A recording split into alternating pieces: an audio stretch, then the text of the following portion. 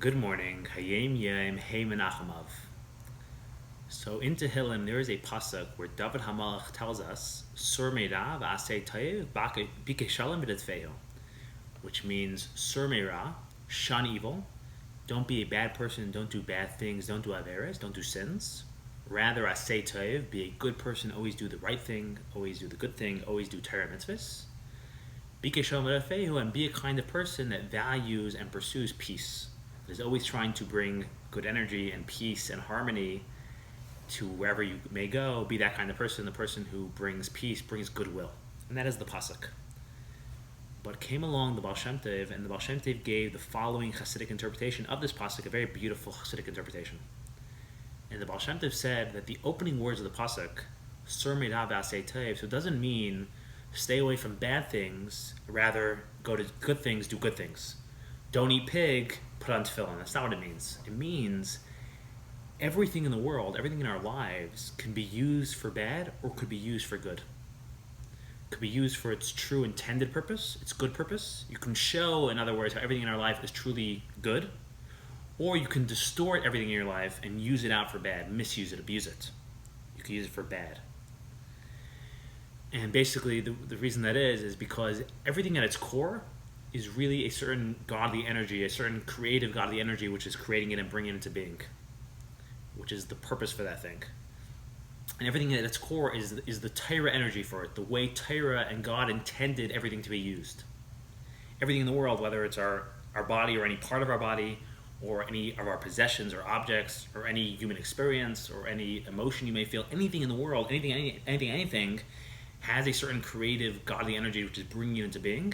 And it's being brought into being for a certain purpose, for a certain reason, to be used in a certain way.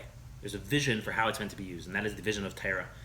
It tells us how everything in the world is meant to be used, how everything was intended to be used, why everything was built in the first place, what the vision behind everything is, what the plan for everything is, and exactly. And and everything at its core, that's truly what everything is, and that's truly the way everything's meant to be used. But then the problem is that the creative energy behind everything takes on physical form, and all the objects take on physical form. And the danger of the physical is that on the level of the physical, things become distorted.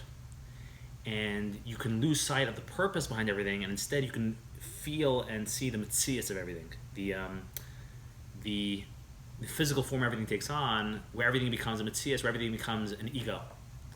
And what it means to become an ego, what it means to feel self-conscious and overly self-aware, basically, is where you become too aware of self, and you become disconnected and disjointed and out of sync with the greater picture, with everything around you, or with everyone around you. Just a silly example, just to get the point. Take, for example, someone who's self-conscious in a social setting. And essentially what that means, if you break it down, is a self-conscious person in a social setting is too much in their head, they're feeling themselves too much, and they're not connecting and feeling everyone else's energy around them. As opposed to someone who's not self-conscious in social settings, is very in sync with other people's energy and is feeling the room and is feeling everyone else.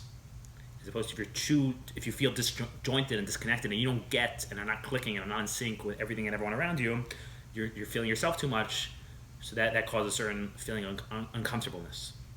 In the same way, basically, the world is metzias, the world is ego, the world is self-conscious, in that on the physical level, everything feels disconnected from and disjointed from, and out of sync and out of touch with everything else, and with the greater plan and picture for everything, and with the underlying connective energy behind everything, the godly energy behind everything. And basically to sum up, so everything in the world you can connect with in one of two ways. You can either look at it in a very superficial way, you can connect with the physical aspect of it, the metzias aspect of it, the ego level of it, the way it becomes an ego and a self-conscious form. And he says, when we connect with things in that way, when we look at things in that way, so again, we see this thing independent of anything else in the world or anything else in our lives. We see this thing as, how can we benefit from this here and now? What pleasure can I get from this thing here and now? And you see the here and now, and you lose sight of the rest of your life, and you lose sight of the rest of the world, and how this thing could actually be used to enhance the rest of your life and enhance the rest of the world. As opposed to when you see things at its core, when you really get things, when you really see the godly creative energy behind everything, when you see what something really is, then you get it, then you see the plan behind it, then you see how this thing is actually a beautiful object which fits perfectly with the rest of your life and enhances the rest of your life and fits perfectly with the whole world and enhances the rest of the world. And the world will not be perfect and complete without this thing. And your life would not be perfect and complete without this thing being used in a very specific way. And said the Baal Shem Tov, he said, so therefore, what the pasuk means is everything you engage with, everything you interact with, every experience you have, or every object you come in contact with, or every part of your body or your life, sur meira. Don't use it, don't misuse it, don't abuse it, don't use it for evil. Don't pervert it. Rather, asay tov, use it for good, show how it is good, show how it's meant to be used, how it's a beautiful thing, how it's meant to enhance your life, enhance the world.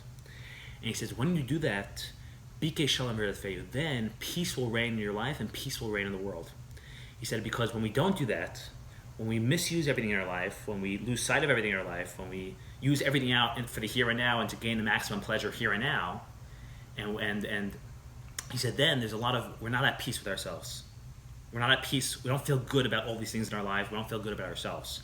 We become very either guilt-ridden or we feel guilty. We don't feel good about ourselves and about the things in our life and about the things we're using and about how we're using them.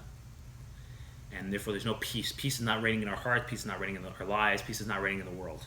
As opposed to when you use everything out in its beautiful, intended purpose, when you show how everything is here for a purpose and is meant, and you use everything in the appropriate way, in a way that will bring peace and enhance the rest of your life and bring peace and enhance the rest of the world, then you'll feel at peace. You'll feel good about everything in your life. You won't feel any guilt about anything in your life. You won't feel bad about anything in your life. You'll feel good about everything in your life. You'll feel at peace with everything in your life. You'll feel at peace with the world. You'll see the world and everything in the world as good things, as beautiful things, because you'll see what they are, what they're intended for. And you won't feel angry or guilty or hate anything in the world. Have a wonderful, wonderful day.